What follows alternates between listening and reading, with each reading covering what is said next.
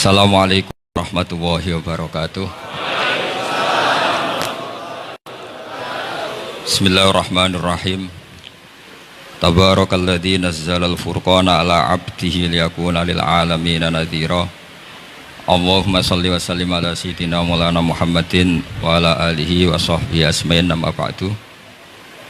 Yang sangat saya hormati, juga kita hormati bersama, wonten Bapak Profesor Dr. Quraish Shihab, wonten Habib Ali bin Ibrahim, Habib Husain bin Ibrahim, beberapa pengurus PSG maupun Baitul Quran, semua, ada Ustadz Arifin, Ustadz Ali, semua yang saya hormati, para hadirin yang saya hormati, juga semua demonstran ini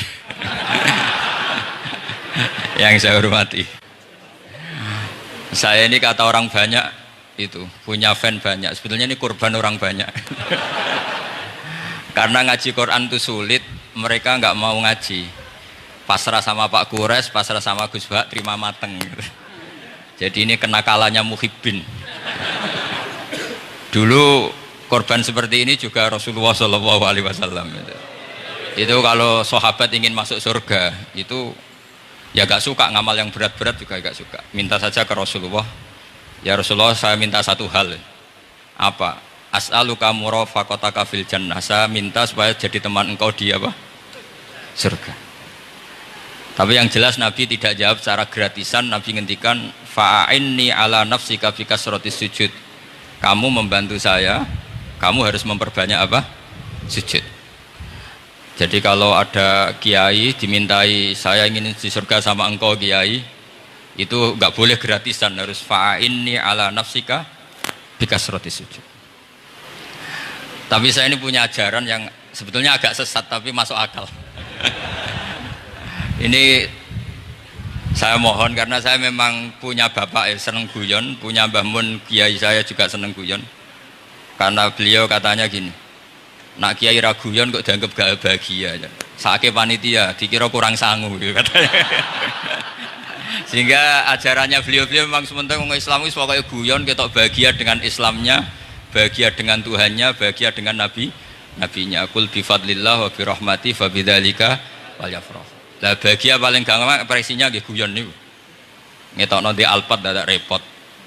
Ngetokno di dhuwit akeh dadak repot, nak guyon nak murah nggih. Itu beberapa sahabat itu saking cintanya Nabi, itu cara berpikir kayak teman saya itu sering nasihatin saya, Gus aja soleh nemen-nemen, engkau nak ning swarga mari bareng Mbah Mun sungkan katanya. Jadi kalau terlalu soleh kan surganya sama guru-guru kita kan tidak enak itu. Kalian kalau di surga kan nggak kebayang mesti polanya kayak apa gitu. Lama punya istri tidak cantik, di sana apa? Cantik. Nah itu kalau jejer guru kan sungkan. Jadi makanya kata teman saya, soleh pas-pasan ya Gus, ben swarga ini nggak sama siapa? Mbah Mun katanya, sungkan katanya. Nah ternyata pikiran itu juga ada di sahabat. Ya Rasulullah, saya puas-puaskan melihat engkau di surga. Kenapa?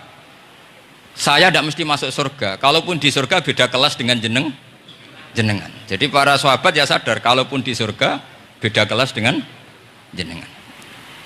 Tapi pelajaran yang kita bisa terima adalah bahwa semuanya itu harus ada amal kita. Sehingga Nabi ngendikan fa'inni ala nafsika bikasrotis sujud. Maka tolonglah saya untuk mengabulkan permintaan kamu dengan memperbanyak apa? Sujud. Saya akhir-akhir ini sering kampanye tentang sujud. Caranya gimana? Ini sekaligus untuk anak-anak PSG utamanya, karena yang mengkaji Quran. Kata ulama, mentahbib ya, menyenangkan orang kepada Allah itu butuh bayinah. Bayinah itu logika yang kebenarannya itu cara Jawa itu jelas welo-welo, sangat jelas. Namanya al-bayinah. Saya ulang lagi ya, namanya apa? Al-bayinah. Sehingga dengan logika itu orang yang kafir saja menjadi mukmin, yang fasik menjadi soleh, yang soleh bila ilmin menjadi soleh bil ilmi atau bil hujjah. Itu yang disebut Allah, lam yakunil ladzina kafaru min ahlil kitabi wal musyrikina munfakina hatta ta'tiyahumul bayyinah. Siapa itu? Rasulun minallah yatlu suhufam mutahharah. Jadi kemampuan argumentatif itu yang harus kita bela-belain. Saya di sini sangat terhormat karena saya bisa matur di depan Pak Kures. Saya dulu sering baca buku-buku beliau. Jadi saya nggak mungkin jadi pesaing beliau karena saya ini saya ngidolakan beliau, jadi nggak mungkin jadi pesaing beliau. Tapi kalau mutammim ikut menyempurnakan keinginan besar-besar beliau mewujudkan Islamiyah wasatiyah, insya Allah diminta atau tidak diminta harus kita bantu. Harus apa? Nah, bayinahnya apa? Bayinahnya begini. Bayinah itu satu argumentasi yang jelas begini. Ada seorang ekstremis itu, singkat cerita mau ngebom tempat-tempat maksiat. Yang maksiat ini orang-orang Islam juga. Tapi saya tidak nuduh sampean, pokoknya orang-orang Islam juga kan. Terus ditanya sama orang yang Islam moderat, andaikan mereka nanti mati dalam keadaan demikian, aina masiruhum, lalu mereka kemana? Ya ilanar, karena mati dalam keadaan maksiat. Terus ditanya sama yang moderat tadi, moderat soleh maksudnya, bukan moderat liberal, moderat soleh. Karena orang kadang salah paham, moderat itu pikirannya terus liberal, tidak, moderat soleh. Terus kata si moderat tadi, akan ada dzalika muradan Nabi, apa umatnya masuk neraka itu yang diinginkan Nabi? Kaget si ekstremis tadi, kebetulan ini ekstremis yang masih mau mikir. Terus enggak, itu enggak yang digedaki Nabi. Kalau gitu ya jangan, kita tunggu tobatnya, kita proses bersama supaya mereka mau tobat. Karena dukhuluhum annar itu tidak muradan Nabi, tidak yang digedaki Nabi Muhammad SAW. Nah, cerita seperti ini tentu ada padanannya. Padanan itu artinya kias ya, kias dalam hadis sahih. Saya yakin hadis itu sahih.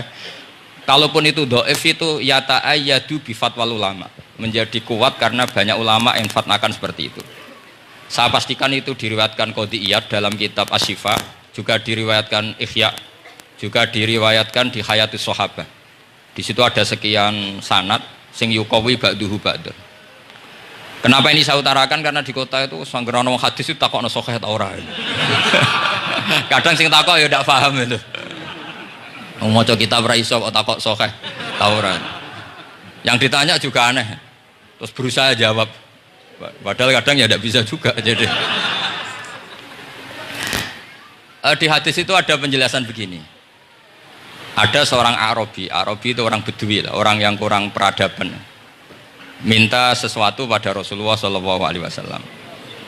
Karena Nabi itu tidak orang kaya, Nabi tidak jutawan, tidak hartawan, dikasih. Mungkin kalau uang sekarang mungkin 50.000 atau berapa. Orang itu gerutu senggerutu-gerutunya. Nabi kok pelit gitu, kira-kira seperti itu. Akhirnya sahabat ini merasa tidak nyaman, ingin, karena ini Arab ya, ingin mengadili ini. Saya membahasakan mengadili itu ya ada Arabnya, karena kadang ada riwayat misalnya fahamma ayyadribuhu, nanti juga repot, ayatuluhu juga repot. Makanya kalau ke Jawa itu kadang maknani bahasa Arab itu bingung. Dan memang baik bingung daripada enggak bingung. Karena kalau yang enggak bingung itu keliru pede. Misalnya jika istri kamu agak rewel, itu begini-begini. Terus ada kalimat wadribuhun, maka pukullah. Itu kalau orang nggak bingung langsung diterjemah mukullah, nanti dilaporkan Komnas HAM gitu. Tapi kalau yang bingung itu akhirnya tatalluk mencari-cari. Ternyata di semua tafsir disebut dorban ghairu mubarrihin, yang mukul tapi yang tidak menyakiti. Jadi kekeliruan itu pasti dimulai orang-orang yang nggak bingung. Jadi ilmunya nggak cukup, akhirnya nggak bingung. Bingung itu penting. Loh betul. Nggak ada orang alim kecuali dari bingung. Karena orang alim itu nggak bisa pede. Karena referensinya banyak, kemungkinannya banyak. Sehingga mesti pikiran pertama kalau ada lafadz ini maknawi apa lafzi. Ini mahmul apa enggak? Ini mansuh enggak? Ini muqayyad mutlak enggak? Ini sekaligus jadi pusat studi Quran, jadi supaya teman-teman memang seperti itu. Kata wadribuhun, maka pukullah. Saya masih ingat betul ketika Pak Quraisyah menulis di Membumikan Al-Quran tentang alak. Itu kalau orang ahli embriologi dimaknani alak segumpal darah itu mesti tertawa-tawa, karena nggak ada dalam proses embriologi orang lewat proses segumpal apa? darah. Tapi kalau alak itu madatul kalimah dari kata aliko ya'liku alakon, sesuatu yang menempel, jadi zigot yang berhasil menempel di dinding rahim itu yang jadi anak, itu ya normal saja, memang itu terjadi. Ya barokahnya bingung tadi.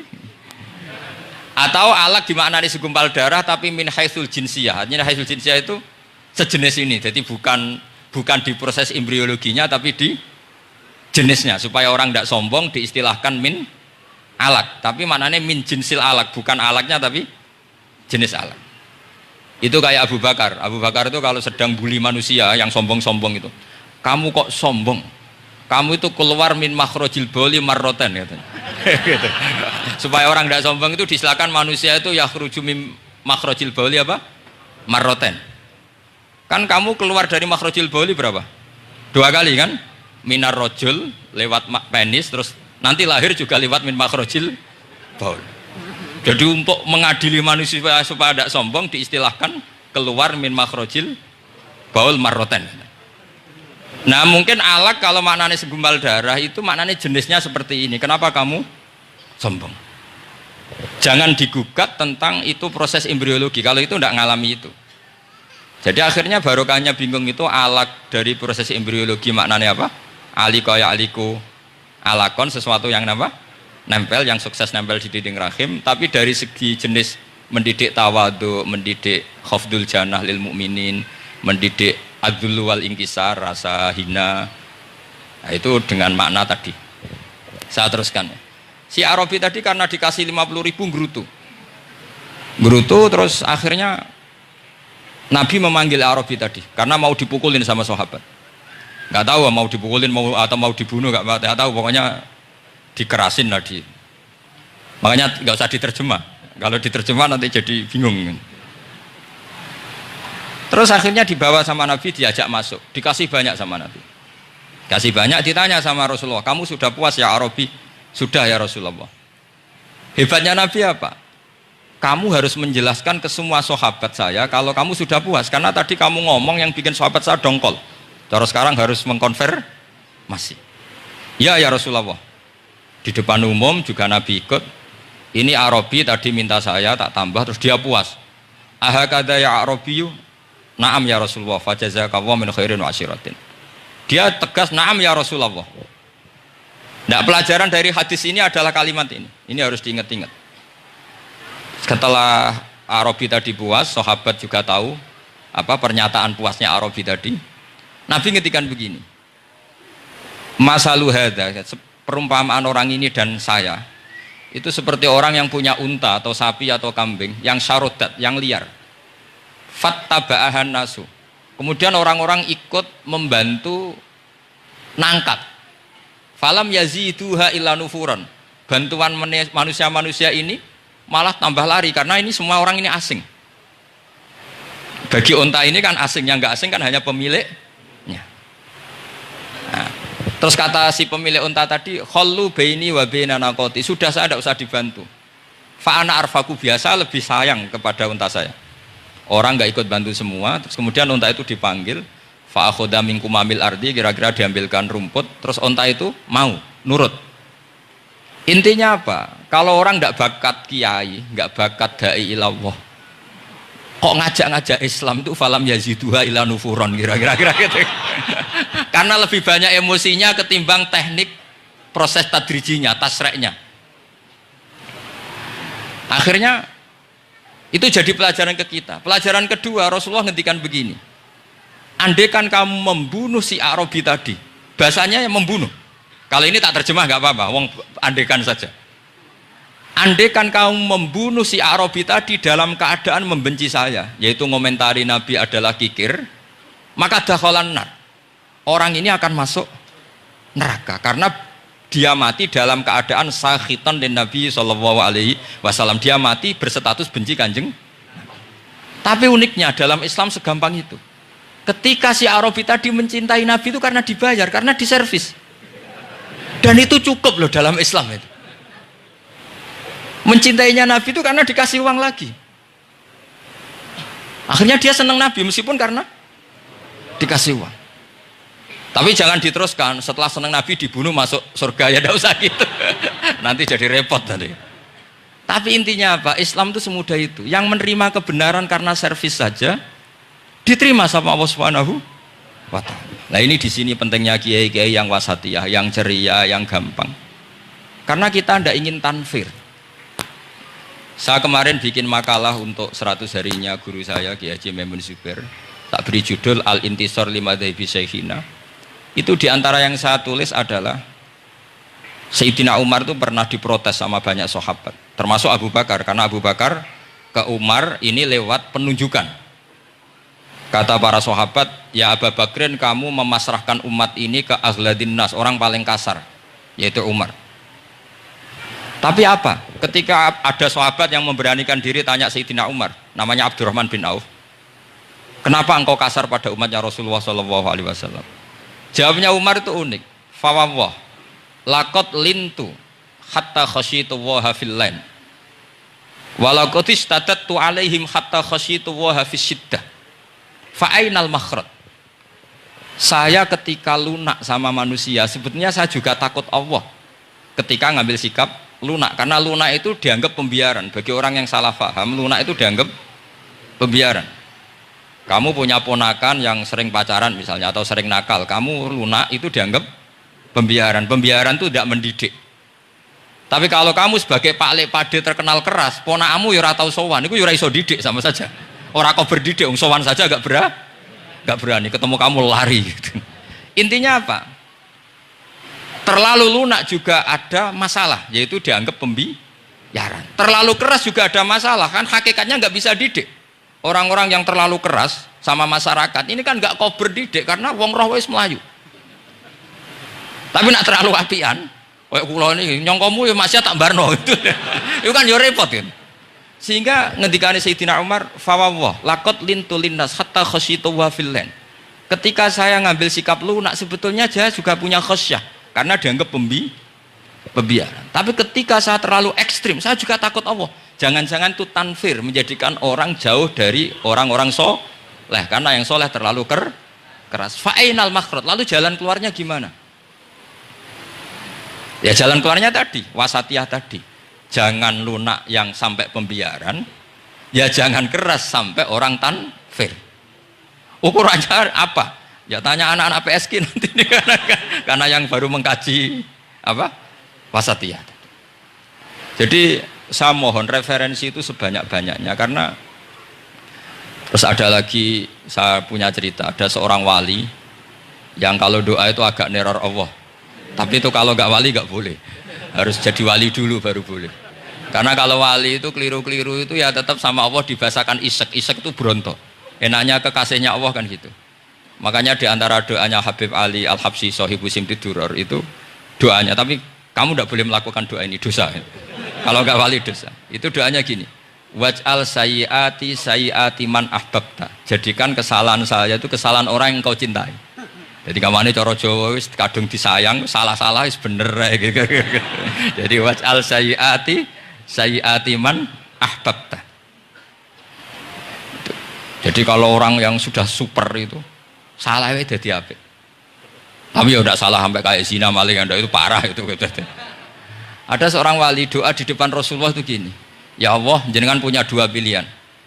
Jika jenengan menjadikan saya orang soleh, surra habibuka, maka kekasihmu ini akan senang. Dan yang susah itu musuh kamu, yaitu iblis, musuh engkau. Tapi jika engkau ingin saya ini dolim, jadi orang dolim, yang susah itu kekasihmu, yaitu Nabi Muhammad SAW, yang senang musuhmu, yaitu iblis. Mohon jenengan milih mawon, nyenang kekasihmu apa nyenang musuhmu gitu. Ya sudah kan Allah tidak punya pilihan. Mana mungkin Allah ingin menyusahkan kekasihnya, yaitu kanjeng Nabi Muhammad SAW.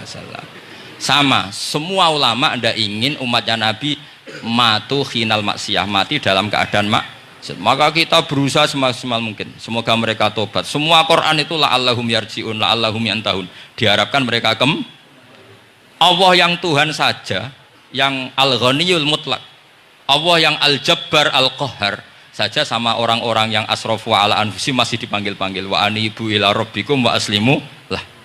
Allah yang Tuhan saja memanggil yang sedang di luar dipanggil masuk. Masa kita gara-gara soleh yang over, yang sudah di dalam mau dikeluarin? Itu kan apa-apaan itu. Makanya ini pasti tak dukung Islam Wasatiyah ini. Jadi saya dukung itu bihujjatin, bukan karena saya hormat Pak Kores orang sepuh, itu enggak. Memang bihujjatin. Kalau soal dukung karena orang sepuh itu etika namanya. Apa? Etika. Tentu saya lakukan itu, pasti saya lakukan karena itu etika. Tapi lebih dari itu karena bihujjatin wadihah, bihujjatin bayyinah. Memang logikanya seperti itu. Allah yang Tuhan saja selalu memanggil yang luar dimasukkan ke dalam. Masa yang sudah di dalam dikeluarin? Makanya kitab Ithaf, kitabnya Sayyid Zabidi itu, Sayyid Murtado Az-Zabidi, itu bab takfir, itu beliau ngeritik entek ngamek corong Jawa sampai sekian kuras. Sampai beliau mengutip fa innal imama la ayyukhti afil afi khairun min ayyukhti afil uqubah. Kowe de keputusan salah nyepuro luwih apik timbang salah nyekso. Nyepuro salah tetap bener. Tapi nek nyekso bener ora mesti bener. Fa innal imam la ayyukhti afil afi khairun min ayyukhti afil uqubah. Sehingga beliau terus hampir sekian kuras. Coba hadis di Muslim, di Sahih Muslim itu Usamah ya. Kalau di Sahih Muslim itu rawinya disebut Usamah bin Zaid. Tapi di beberapa riwayat ada yang menyebut itu tidak Usamah. Sehingga banyak syarah mengatakan itu ta'addudul waqi'ah, memang kejadiannya dialami sekian sahabat. Itu ada perang gitu, ketika musuhnya terdesak, padahal musuh ini sudah memotong sekian tangan sahabat, ada yang sudah pernah bacok sahabat. Ketika terdesak dia mengatakan la ilaha illallah Muhammadur. Singkat cerita oleh Usamah tetap ditusuk sampai mati. Tapi sama Rasulullah ketika lapor, kamu membunuh setelah mengucapkan la ilaha illallah ya Usamah? Iya. Tapi innama qolaha muta'awwidan, dia mengatakan kalimat itu karena muta'awwidan, nyari perlindungan saja. Afala syaqaqta an batni, afala syaqaqta an qalbi. Sudah kamu lihat di dadanya. Kalau dia betul-betul ngomong karena muta'awwid dan jangan-jangan karena iman betul. Terus memangnya ketika kamu iman, orang-orang sahabat itu rata-rata kan pernah kafir. Memangnya ketika kamu iman tak curigai? Kan enggak. Langsung saya terima, kenapa ini main curiga kira-kira. Sampai seperti itu. Saktinya kalimat la ilaha.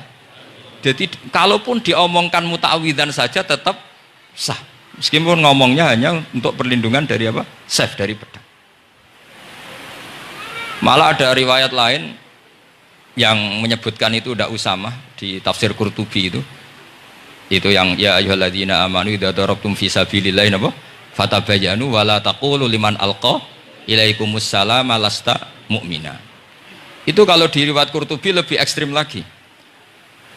Si orang tadi tidak Usamah, jelas pastikan itu tidak Usamah, ada yang lain tidak Usamah. Itu bantah Nabi. Ya Rasulullah, andaikan belah dadanya orang itu saya belah, apakah kemudian saya tahu apa yang ada di hatinya? Jadi Nabi jadi dibantah. Ya rodok khawarid. Jadi Nabi masih dibantah. Kata Nabi, ya enggak, kamu tetap enggak tahu apa yang ada di hatinya. Loh, terus masalahnya apa? Masalahnya begini. Setelah kamu belah dadanya, kamu tetap enggak tahu hatinya kan? Fala anta ta'lamu ma fi qalbi wala anta tusaddiqu ma fi lisani. Jadi kowe udah di wong kacau. Ngerti hatinya yang enggak, percaya lisannya juga enggak. Kan enggak ada hujah yang kamu ambil. Harusnya kata Nabi profesional dong. Nak roh hati ini rujukannya lisan. Lah ini enggak, hatinya kamu enggak tahu, lisannya enggak kamu percaya, langsung kamu pakai itu apa? Seperti saya sama jenengan kan gampang, aku raro niate sampean ngaji api apa raro. Sementing teko nggon ngaji berarti seneng ngaji. Jadi jelas ada yang diambil. Makanya semenjak itu para ulama rata-rata itu hampir semuanya itu Islamnya wasatiyah. Karena ciri khas agama ini adalah wallahu yad'u ila daris salam. Selalu memanggil-manggil supaya orang masuk. Enggak ada ayat wallahu yukhriju min daris salam, itu enggak ada. Allah mengusir orang min daris, tidak ada. Nah, kalau sampean salahnya orang yang dicintai kayak Nabi Adam, nasib sampean. Nabi Adam itu salah karena makan apa sajaratil khuldi. Kata cerita-cerita gitulah. Nanti bisa diperdebatkan. Sajaratil khuldi itu nama larangan, itu nama salah sebetulnya. Nanti tanya Pak Kures, itu kan sebenarnya gini. Istilah khuldin itu bahasa setan. Hal adulluka ala syajaratul khuldi wa mulki la yabla. Jadi iblis itu goda Adam, kamu ingin mangan pohon keabadian. Jadi kalau kita mengistilahkan syajaratul khuldi berarti mengesahkan istilah yang dipilih setan. Jadi masalah. Makanya saya enggak pokoknya anut-anut umum wong muni syajaratul khuldi ya ikut syajaratul khuldi. Tapi ini sebetulnya bahasa yang dipakai setan. Singkat cerita Nabi Adam itu akhirnya makan tapi tidak banyak, makanya sebagian aja diredaksikan dzaqo itu ngicipi. Makanya ada akala, berarti dzauk juga disebut aklu, tapi aklu yang sedikit disebut dzauk atau dzaqo. Nah, ketika makan itu Allah duka, tapi duka be orang yang dicintai, diwarai. Cung Adam, kowe tak warai donga supaya tak sepuro. Jadi kaya anak apa minggat wong disayang disangoni minggatlah tak sangon. Makanya waj'al sayyiati man ahbabta. Disangoni fatalaqa Adam min rabbih kalimatin fataba alaih. Makanya saya kalau baca ayat itu cek enak dadi sangoni. Maca iki cung ya kok ben dadi minggat digani HP mbek dhuwit engko nek wis kepen mulai ya semulai. Makanya itu jadi Quran itu luar biasa. Akhirnya Nabi Adam yang benar diusir, tapi sudah bawa bekal, diwarai oleh pangeran. Nah ternyata apa? Maksiatu Adam itu maksiatu mu'azzimin. Maksiatnya orang yang sangat menghormati Allah. Jadi kalau kamu ingin jadi wali itu pertama harus kamu berstatus al-mu'azzim, al-musabbih. Ternyata kata kuncinya gini, kata tafsir Ibnu Katsir ini. Waqo sama huma inni lakuma laminan nasihin. Saya ini kan muridnya Mbah Maimun, muridnya bapak saya. Kan gak kebayang orang pakai namanya Allah kemudian dusta. Jadi Nabi Adam dirayu setan kayak apa itu gak pernah tertarik. Gak pernah tertarik. Tapi akhirnya setan bilang, wallahi demi Allah, bahwa saya menyuruh kamu makan buah khut itu laminan nasihin. Wallahi, pakai kata wallahi. Terus Allah ya sudah merevisi larangan itu, sekarang sudah bilang boleh katanya. Nah karena kata pakai wawahi, terus kata Nabi Adam, fawawah wa izzatika ya Rabbi, ma dzanantu anna ahadan yahlifu bika kadziban. Ini dawuh Nabi Adam. Adam wis tak kandhani kok ora nurut alasan apa? Terus Adam atau pangeran wa izzatika, demi kehormatanmu ya Allah, fawawahi ma adzunnu anna ahadan yahlifu bika kadziban. Saya tidak pernah ngira ada hambamu, ada makhluk kemudian mencatut nama engkau kemudian dia dusta. Kenapa saya sebut-sebut nanti tadi asmane Mbah Mun? Andai kan saya punya teman biasa bodoni saya, biasa bodoni saya, nipu saya, terus bilang gini, Gus Bah jenengan ditimbali Mbah Mun, dan dia sumpah, kira-kira tak pikir apa enggak? Enggak, pasti saya langsung meskipun ya dibodoni, karena saking wibawanya Mbah Mun sehingga saya enggak ngecek lagi orang ini bohong apa tidak. Nah, Nabi Adam saking wibawanya Allah di hatinya Nabi Adam, kita disebut wawahi. Allah sekarang ngalalkan itu, sudah tidak pikir panjang. Karena dia tidak pernah ngira ada orang mencatut nama Allah kemudian dia dusta. Seperti di dunia santri misalnya ada yang dipanggil Habib Ali, mosok disumpah sih, tenang tau ora. Wah, itu mesti teman yang biasa bodoni sampean lah, mesti langsung saking takutnya kan gitu. Sampean takut istri dibilangi teman, bojomu nelpon. Wah, langsung ulang. Itu mesti tidak dikonfirmasi lagi itu, saking takutnya itu.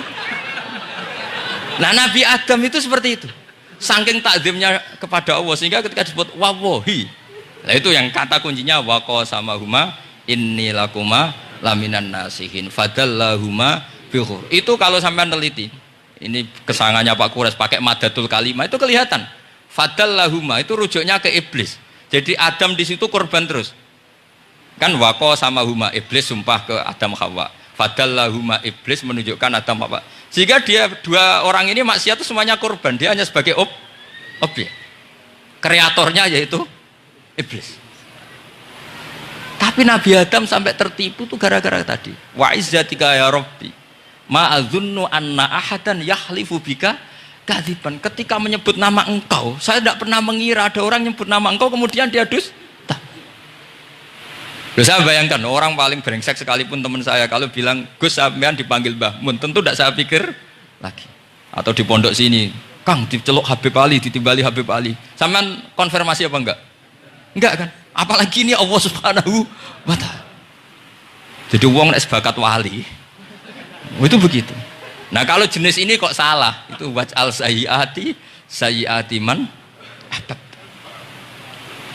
Kanjeng Nabi dalam lahirnya juga pernah salah dalam lahirnya.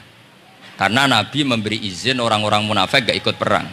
Salahnya secara fikih adalah kewajiban perang zaman itu, karena zaman itu memang orang-orang kafir juga merangi kita, sehingga kita dibolehkan merangi. Jangan hanya cerita Nabi perang berarti perang syariat jarak gitu. Nabi perang karena diperangi. Jelas ayatnya udzina lilladzina yuqatalun, diberi izin bagi yang ngalami yuqatalun, diperangi baru diberi izin perang. Jangan langsung bangun tidur perang, itu enggak ada ayatnya. Qatilul ladzina yuqatilunakum, merangi yang merangi kamu, wa akhrijuhum ya min haitsu akhrajukum, ngusir yang ngusir kamu. Jadi perang itu akibat bukan sebab. Akhirnya Nabi itu secara fikih itu salah. Secara fikih lah, karena memberi izin orang munafik. Tapi Allah ketika sama Rasulullah Muhammad SAW, karena kekasihnya, ngendikane sudah dimulai afawwahu angka. Muhammad tenang wae wis tak sepuro. Cuma aku takok, kena apa kok buka izin? Tapi itu kalimatnya afawwahu dimulai dengan kalimat yang menyenangkan, afawwahu. Jadi ibarat sampean salah sama orang tua. Wes sepeda mbok ora pamit itu ora salah. Cuma aku tetap takok alasan apa gitu loh. Tapi bilang wis gak apa-apa, Cung. Sepeda motor iki mbok gawa, mbok dol iku ora apa-apa. Cuma aku takok kena apa. Tapi mukadimahe ora apa-apa sih. Kayak apa Allah sama nabinya. Jadi mengkonfirmasi saja dimulai dengan afawwahu an. Lima adin talahum. Wong karwan wong munafik gak ndek ngamal malah mbok ora perang. Ya malah ora tau khidmah agama. Jadi makanya terus orang-orang soleh kalau berdoa apa? Waj'al sayyiati man ahbabta. Ya Allah, jadikan kesalahan saya adalah kesalahan orang yang kau cintai. Nah, yang paling dicintai Allah tentu umat Rasulullah sallallahu alaihi wasallam. Saya tak beri ijazah. Kali ini tak ijazahkan nggak apa-apa, karena ini hadis sahih musalsal. Umatnya Nabi kok gak enak bi. Kontrak ebek pangeran sebelum salah itu sudah ada kontrak. Makanya Nabi itu ngendikannya bangga sekali. U'titu khamsan lam yu'tahunna nabiyyun qabli atau ahadun min qabli. Saya diberi 5 hal hadiah sama Allah yang umat sebelumku, Nabi sebelumku tidak diberi hadiah itu. Di antara hadiah itu terbesar adalah wa'u'titu khawatimah suratil Baqarah. Saya diberi hadiah akhir dari surat Baqarah. Kok ada hadiah gimana? Allah itu sudah naikkan kontrak dengan kita. Kita disuruh doa sama Allah. Rabbana la tu'akhidna in nasina waktu. Ya Allah, suatu saat saya salah. Padahal kita pasti salah. Suatu saat Gusti, suatu saat kita salah. Jangan kasih sanksi loh. Oke, mau oke. Itu kok udah enak gimana? Sebelum kita salah, terus naikkan kontrak sama Allah dan Rabbana la tu'akhidna in nasina aw akhtana. Ya Allah, jangan jatuhkan sanksi kepada kita jika suatu saat saya lupa atau salah. Qala na'am, Allah jawab nah. Makanya Nabi senengnya bukan main tentang apa? Saya diberi hadiah akhir surat Baqarah. Tapi sekarang jadi fitnah tadi. Yang kiai NU baca itu dipakai tahlilan, kadang-kadang yang baca agak paham. Yang kritik juga agak paham. Jadi ya sudah, innalillahi wa inna ilaihi raji'un. Sebetulnya itu diabadikan di tahlil itu karena itu surat yang luar. Tapi sebagian yang baca agak paham, sehingga ya dingin saja wong enggak paham. Tapi kalau kita yang paham itu luar biasa, wong belum salah sudah ada perjanjian la tu'akhidna in nasina aw akhtana. Sama Allah dijawab, nah, yo umatem nak salah orang langsung tak siksa. Aman.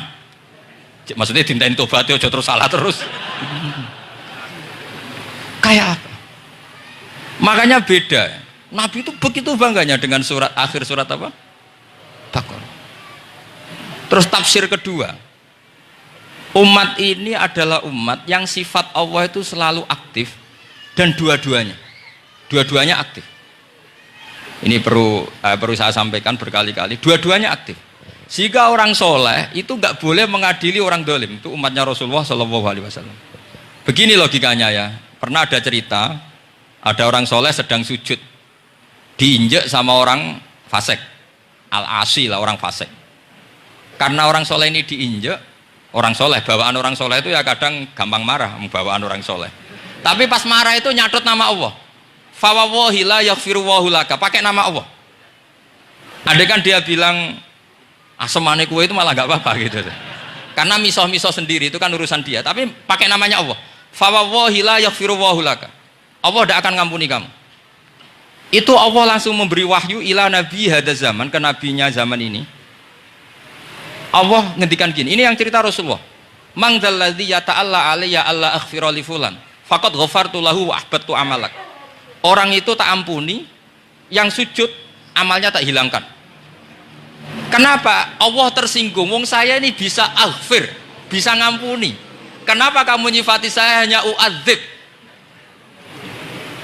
Jadi kira-kira Allah tuh tersinggung. Wong sifatku itu yo yaghfir wa yu'adzib, kok ganti yu'adzib tok iku piye? Jadi sifatku kan hilang sitok gitu. Paham ya? Jadi kalau kamu melihat orang-orang maksiat, pikiran kamu Allah yu'adzibuhum itu enggak fair. Bisa saja Allah yaghfiru lahum. Tapi kamu milih situ tok, yaitu sifat yu'adzib itu enggak fair. Harusnya ya yaghfiru liman yasha wa yu'adzibu man yasha. Tapi orang soleh ini wallahu la yaghfiru Allahu laka, itu Allah tersinggung.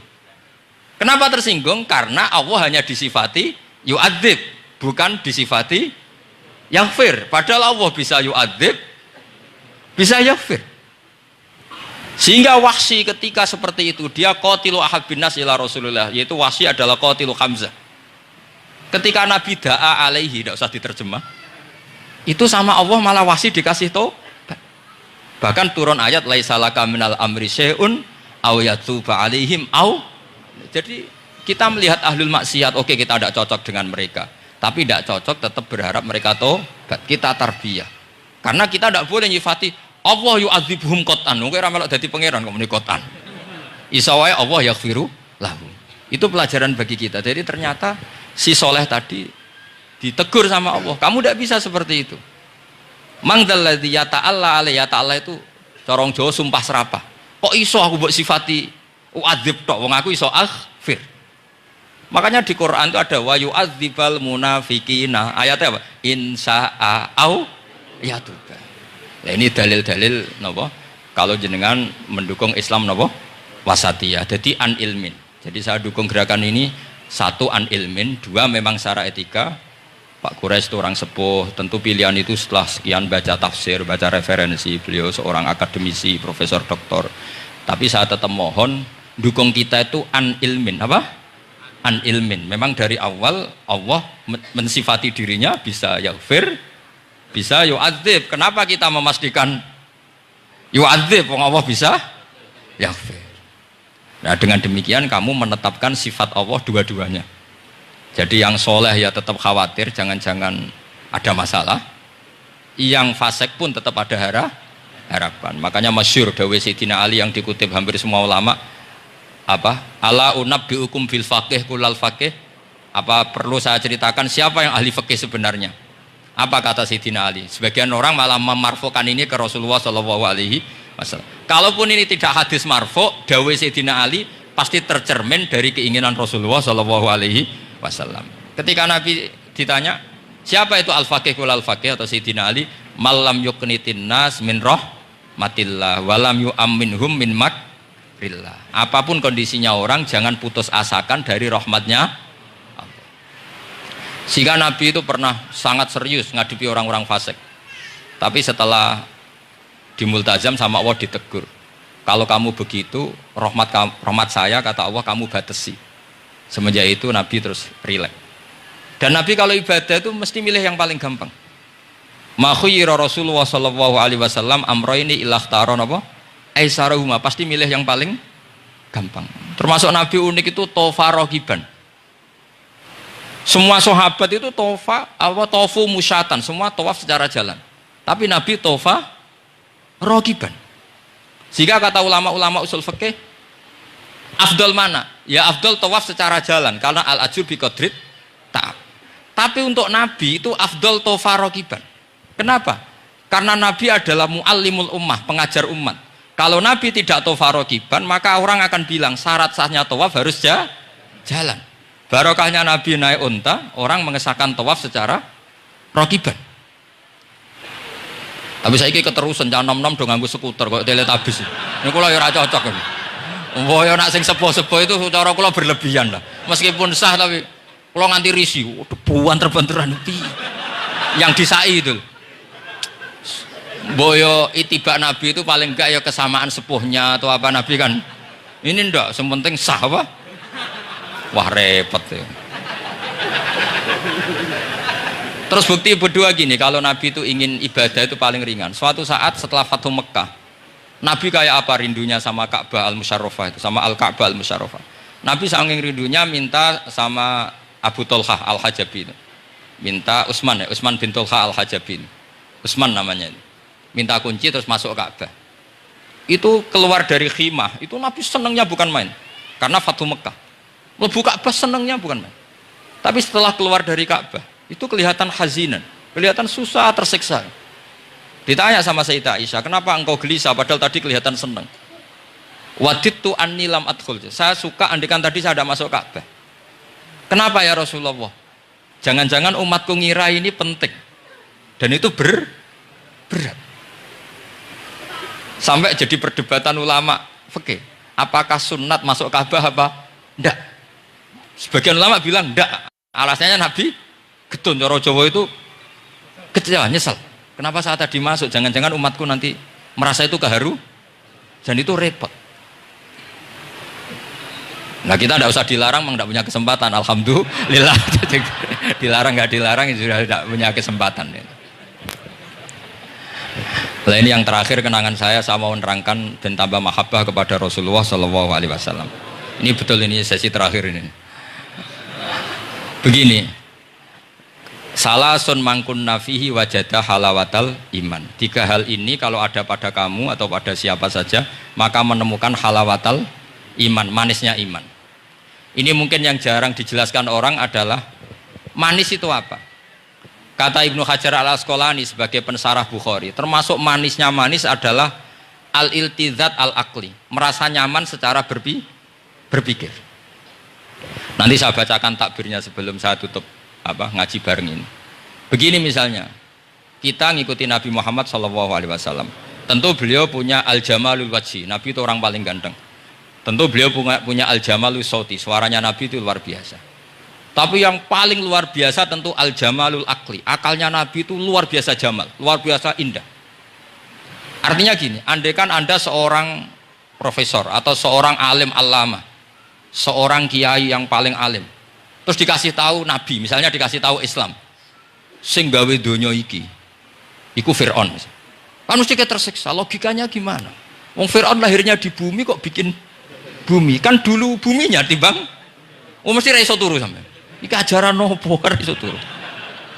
Tapi ajaran ini mengatakan sing gawe alam raya ini Allah. Allah itu awal, Allah itu qadim. Kan terus iso turu, ya sadone lah. Nak sing gawe luwih dhisik. Paham ya? Terus sing gawe ku ala kulli syai'in qadir, wis adone lah, jenenge gawe alam mesti ala kulli syai'in qadir. Nah, terus misalnya diajak paham ateis. Alam ini ndak ada, kemudian ada. Penciptanya apa? Ya ketiadaan. Oh, ora iso turu sampean. Bagaimana mungkin al-adam yakhluqu maujudan, alam yang maujud diciptakan oleh Adam. Oh, ora iso turu sampean. Dan itu kata Ibnu Hajar Al-Asqalani, halawatul iman itu adalah ibaratun anil iltizat al-aqli. Halawatul iman dan ibaratun anil iltizat, agama ini nyaman secara akal. Kita disuruh menuhankan zat yang turu sampai. Oke, masuk akal. Nah, misalnya itu sampai di kabar saja, ini di kitab saya Fathul Bari. Ini di juz 9, di kitab saya halaman 193 ya. Karena mungkin sampean beda cetakan atau enggak ada nomornya karena enggak punya, enggak tahu saya gitu. Banyak ini tapi ini nanti saya tak tinggal di Mas Wafa ini. Nanti yang enggak punya di ngopi saja, di foto aja. Selumayan ben ngaji ku nganggo kitab ben kok wong alim itu keren ya. Saya baca Bismillahirrahmanirrahim. Halawatal iman. Beliau ngendikan wa yaltadzu bidzalika iltizazan aqliyan. Jadi orang merasa nyaman secara iltizazan aqliyan, akalnya merasa nyaman. Idzil iltizat al-aqliyu idraku ma huwa kamalun wa khairun min haitsu huwa kadzalik. Disuruh minum obat. Tentu secara watak kamu tidak senang karena obat itu pahit. Tapi kamu merasa nyaman setelah sakit minum obat merasa nyaman karena ada harapan sembuh. Jadi watak kamu tidak seneng, lidah kamu tidak seneng karena pahit, tapi akal kamu seneng. Wah enak aja, bar disuntik, bar diinfus, bar minum obat. Berarti itu namanya iltidzadzan aklian. Akal kamu merasa apa? Nyaman karena telah melakukan sesuatu yang sesuai akal. Tak baca ya, misalnya al murad bil hubbi huwa al hubbul akli alladhi huwa itharu ma yaqtadi al aqlu salimu rujhanah wa in kana ala khilafi hawan nafsi kal marid yu'afu ad-dawa bi tab'i fayanfaru anhu wa yamilu ilai bi muqtada akli. Kayak kita sakit tentu dioperasi itu tidak seneng, bayangno wedhus apa usus dewedel-edel kan enggak seneng secara hawan nafsi, paham ya? Tapi secara akal karena kamu divonis usus buntu, seneng mana setelah dioperasi sama sebelumnya? Lah seneng dioperasi itu namanya al-iltizat al-akli. Ini kata Ibnu Hajar al-Asqalani. Wal aklu yaqtadi rujhana janibi dzalik. Nah, terus saya teruskan. Idzil iltizat al-akliyu idrakuma huwa kamalun wa khairun min haitsu huwa. Jadi saya bayangkan, makanya saya kalau baca Quran tuh sering saya nangis. Misalnya tadi, am khuliqu min ghairi syai'in am humul khaliqun am khalaqus samawati wal ard. Masa alam raya yang wujud ini semua maujudat kemudian dirumuskan bahwa penciptanya adalah al-adam, kenihilian, nihilisme. Kebayang nggak sampai ini suatu ruga misalnya ono nabi terus congkoe kudu iman alam raya ini sing wujud diciptakno ketiadaan wis ra iso turu yakin ra men iso turu. Tapi kalau nabinya bilang hadhil awalim atau hadhil alam khalaqaha Allah itu siapa? Al-Qadim wajibul wujud ala kulli syai'in qadir lahul asmaul husna lam yalid walam yulad walam yakul lahu kufuwan ahad. Oke, keren kan gitu.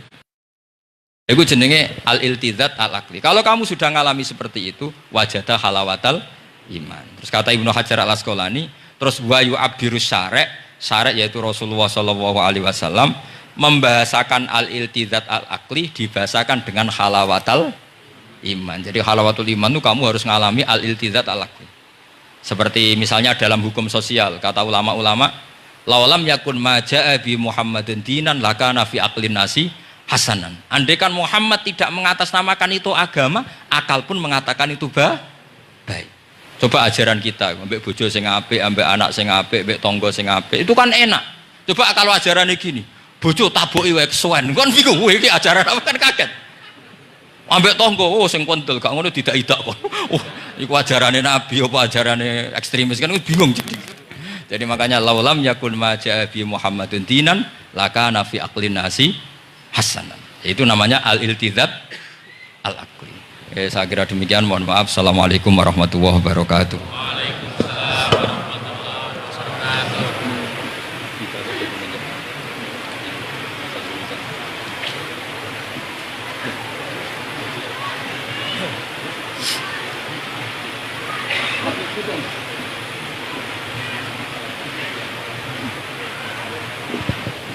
Bismillahirrahmanirrahim. Nahmaduka ya ghafur ya syakur. Shalli wa sallim ala sayyidina Muhammad wa sallallahu alaihi wasallam asma'in. Allahumma ya Allah mutawatina fika mutahabbina fika mutabadilina fika mutanasihina fika ya Allah hatta namshiya fi ardika wa lam takun himmatuna illa kalimatika wa ihya sunnati habibika Muhammad sallallahu alaihi wasallam. A'inna ya Allah la dzikrika wa syukrika wa husni ibadatik waj'alna ya Allah mu'afin min kulli bala'id dunya wal akhirah ij'alna ya Allah minal ladzina ya wa syahaduka wa amanu bi rasulika Muhammad wa nasaru syari'atakal ulya al muhabbatal bayda lailuha kana ahya ij'alna ya Allah syuhada bil qisti wa bil haqq Rabbana atina fid dunya hasanah fil akhirati hasanah wa qina adzabannar wa sallallahu ala sayyidina Muhammad wa sahbihi wa baraka wasallam subhana rabbika rabbil izzati amma yasifun wa salamun alal mursalin walhamdulillahi rabbil alamin sirrul fatihah.